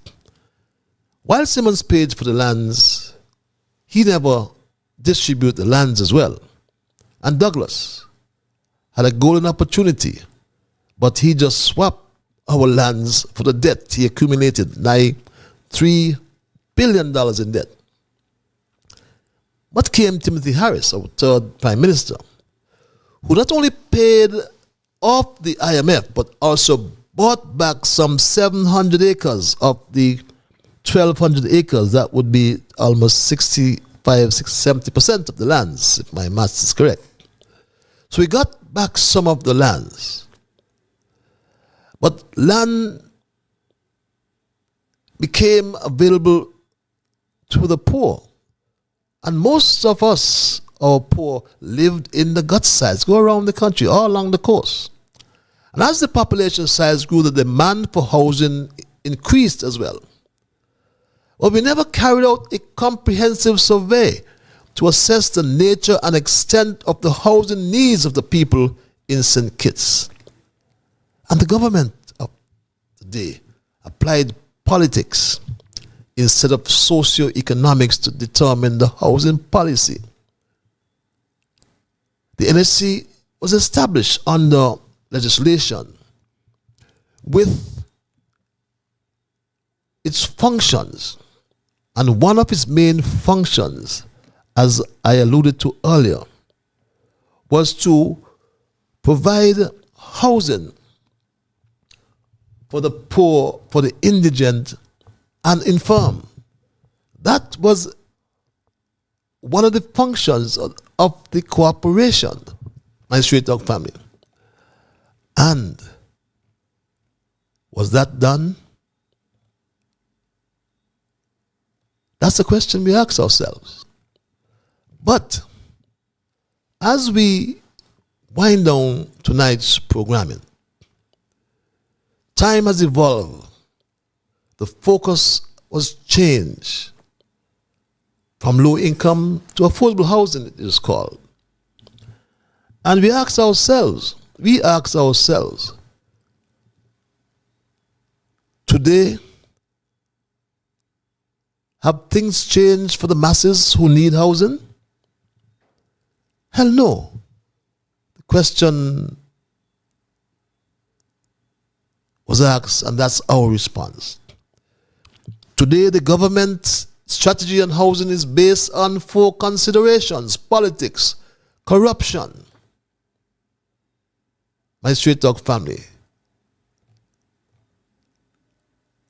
And we see a deal that's laced with corruption. A $600 million housing project kept a secret from the people of St. Kitts and Nevis. Imagine the guarantees provided by the Drew administration, and no approval was sought from the Parliament, which is in contravention with the Finance Administration Act. What are the bills of quantities for the 1, 2, or 3 bedroom houses? We do not know, and may never know until this government is changed, because the Attorney General Garth Lucien Wilkin claims that it is a trade secret. What nonsense, my people. But should we expect anything better from Garth Lucien Wilkin? He's known for breaking the law. The housing project costs must be laced with corruption. If this investor can increase the size of the house at no extra cost. The approach by Dr. Drew in solving the housing crisis in St. Kitts has so far proven to be totally ineffective. I spoke earlier to the role of the NHC that is enshrined in the law. But my Straight Talk family, I can go further and will, and posit the view that children, the elderly, and the infirm are entitled to free food and shelter in all countries, including St. Kitts and Nevis. This is a collective social responsibility. Unless you misunderstand me, I am making the point that I believe that the intent of the National Housing Corporation legislation was to ensure that as a humane society, we must look after or take care of the poor and the infirm. However, it must be done wisely. For that reason, I submit it is essential that a social welfare system is combined with job training and the appropriate incentives for working. The Minister of Health, of Housing, implored some persons not to be disheartened if they only qualify for a one-bedroom house. Remember the cost of the houses, my Straight Talk family. And not everyone that applied will be able to meet the requirements of banks and credit unions. You got to be bankable. I spoke to the policy brief from ECLAC that referred to the multi-dimensional vulnerabilities that the Caribbean was already facing even before COVID-19, and that were being driven by climate change and aggravated by the natural and economic characteristics of small island development states. Inadequate housing, it is said, is a contributing factor to the intergenerational reproduction of poverty. Slums and informal settlements are one of the most visible expressions of inequality and reflect long-standing gaps between those who live in the middle and high-income formal neighborhoods and those living in poor or informal settlements. Look around the country for yourselves and you will see those slums sadly still exist in the 21st century. Housing policies are therefore crucial in promoting eradication and elimination of these areas and resilience, especially given that St. Kitts Nevis, like other Caribbean countries, have already multi-pronged disaster risk scenarios. Yet this government has no housing policies whatsoever. Oh, what a housing trap in paradise. That's my story tonight, and I'm not going to change it. But I want to thank Almighty God for guiding our conversation tonight as always. I want to thank those of you who listen, the thousands of you. Thank you for your patience. Thank you for your support. But I want you to remember that whatever your mind conceive, that you will achieve. So until we connect on Monday for another edition of Straight Talk, be good to yourselves and to all whom you meet. Have yourselves a wonderful weekend. Go to church, do your chores. Remember, when you wake in the morning, thank God for the morning light. Thank Him for taking you through the night. And my Straight Talk family, keep moving on. Bye-bye. Until we connect on Monday, have yourselves a wonderful weekend.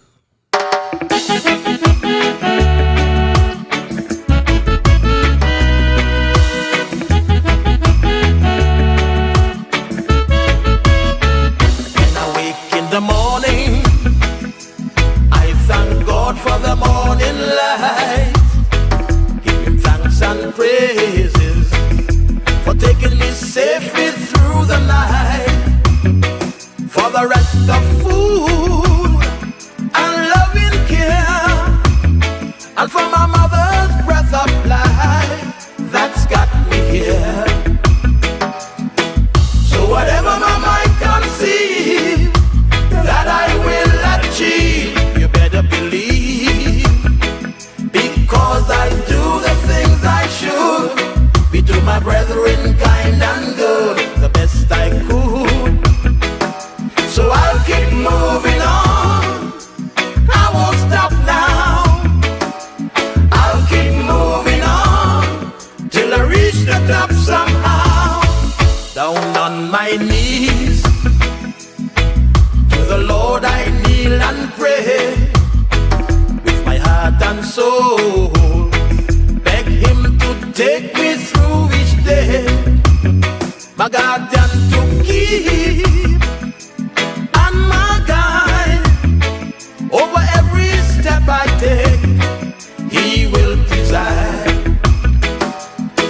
So whatever my mind conceives that I will achieve, you better believe, because I do the things I should, be to my brethren kind and good, the best I could. So I'll keep moving on, I won't stop now. I'll keep moving on till I reach the top somehow.